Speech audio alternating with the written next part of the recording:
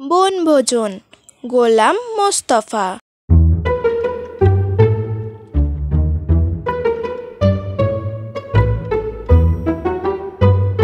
নুরু, পুষি, আয়েশা, সফি সবাই এসেছে।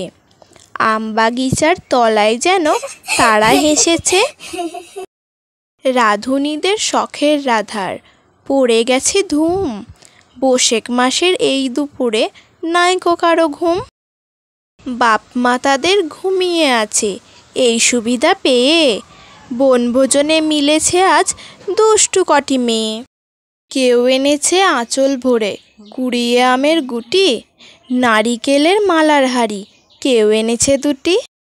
কেউ এনেছে চোট পুজোতে কেনা রঙিন খুঁড়ি, কেউ এনেছে ছোট্ট বটি, কেউ এনেছে ছুরি। বসে গেছে সবাই আজি বিপুল আয়োজনে। ব্যস্ত সবাই আজকে তারা ভোজের নিমন্ত্রণে। কেউ বা বসে হলদি বাটে, কেউ বা রাঁধে ভাত, কেউ বা বলে দুধ তুড়ি ছাই পুড়েই গেল হাত। বিনা আগুন দিয়েই তাদের হচ্ছে সবার রাধা, তবুও সবার দুই চোখেতে ধোয়া লেগেই কাদা। কোরমা পোলাও কেউ বা রাঁধে, কেউ বা চাখে নুন, অকারণে বারে বারে হেসেই বা কেউ খুন। রান্না তাদের শেষ হলো যেই গিন্নি হলো নুরু, এক লাইনে সবাই বসে করলো খাওয়া শুরু।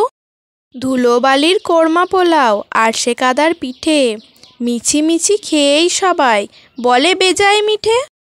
এমন সময় হঠাৎ আমি যেই পড়েছি এসে, পালিয়ে গেল দুষ্টুরা সব খিলখিলিয়ে হেসে।